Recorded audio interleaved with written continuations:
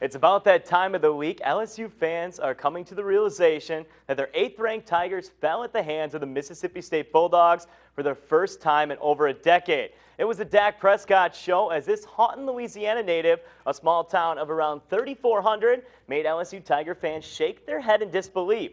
After totaling 373 yards and 3 touchdowns to victory, the junior 6-foot, 230-pound quarterback was rated a 3-star with little interest from college coaches, including LSU. But it was Dan Mullen and the Bulldogs that seen the potential and offered Prescott his scholarship his senior season. He went on to shatter records and jumped up the recruiting boards across the country. LSU and Les Miles made a little effort, but Dak Prescott turned down his purple and gold for the chance to lead Mississippi State past LSU for the first time in the Les Miles era. After a performance like this, it's back to the drawing boards for Les Miles and the LSU defense.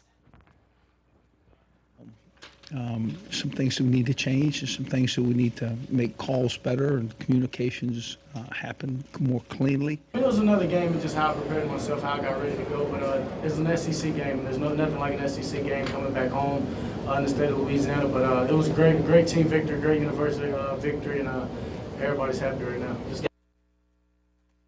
It's safe to say there is no quarterback controversy in Starksville, but Baton Rouge cannot say the same. After a battle all camp and into the early part of the season between freshman Brandon Harris and sophomore Anthony Jennings, it seemed after a strong second-half performance against Wisconsin and 2 well-played games and blowout wins over Sam Houston State and UL Monroe that the quarterback decision was finally molding into stone.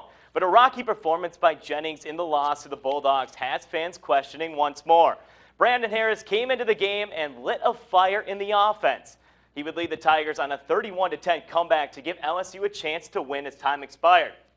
With a 2-2 New Mexico State team coming in this weekend to Death Valley, it may be a chance for Harris to get extended reps with a road trip to Auburn looming. It will give the coaching staff a better idea who will be the man moving forward.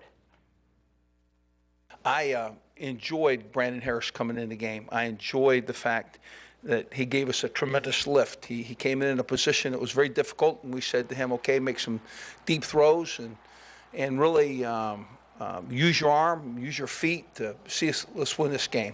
And he did exactly that. It was a tremendous lift, and he earns more playing time, without question. Dylan Day, the Mississippi center, has been suspended for 1 game in his actions last week in Death Valley. Day is a Louisiana native and a captain for a Bulldogs team welcoming in Texas A&M to Starksville on October 4th after the bye. A tough loss for a team now considered a dark horse in the West. Mike Sleeve, the commissioner of the SEC, had this to say. Mississippi State's senior center Dylan Day is suspended for the Bulldogs' next game, which is scheduled for October 4th in Starksville. This is a result of multiple flagrant and unsportsmanlike acts during the game, as well as previous disciplinary actions for similar behavior. LSU will open the season with 6 straight night games when it travels to number 5 Auburn for an October 4th fall Saturday night. The game is scheduled for a 6 p.m. ESPN kickoff. LSU has beat the Tigers 6 of the last 7 games between the two. CBS chose Ole Miss and Alabama for its afternoon kickoff slots. LSU has had the #1 recruiting class in the nation this year, according to the annual evaluation of each university's incoming classes.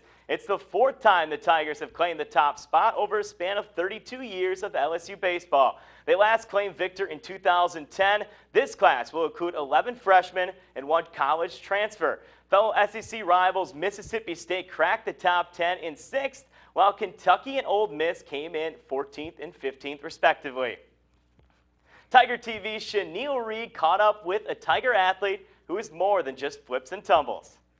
Sometimes it was great, sometimes it was rough, but in the end of the day, I'm just blessed to be where I am and be a part of such a wonderful team. Meet Lamentia Hall, an LSU senior gymnast recognized for her perfect floor routine, but known for conquering obstacles through her faith in Christ. Being a Christian is not something that is an easy road. And I would say gymnastics is the same way. Gymnastics is not an easy road. It's not something that, it's not a sport that everybody and anybody can do. Hall's work ethic results in many NCAA achievements, but teammates like Ashley Ned feel her influence goes far beyond the gymnastics floor. Mencia is very outgoing, and she is very quick to make herself known to you and like be friendly with you, and she gets really close with you really easily, and we become great friends through this past year. Her outgoing traits are shown through her involvement with community service, such as organ donor drives and youth dance coordinating. It's about 25 girls ranging from the age of 6 to 18, and I teach them spiritual dance that really help show all about Christ. Her faith is so inspirational that head coach Dee Dee Bro notices how it molds Hall into a star. You know, a lot of her work ethic and attitude is because of, I think, her very, very strong religious convictions, and she pours herself into everything she does. Baseball, you're next. For Tiger TV, I'm Shanil Reed. That's all for sports. Stay tuned. More news will come after the break.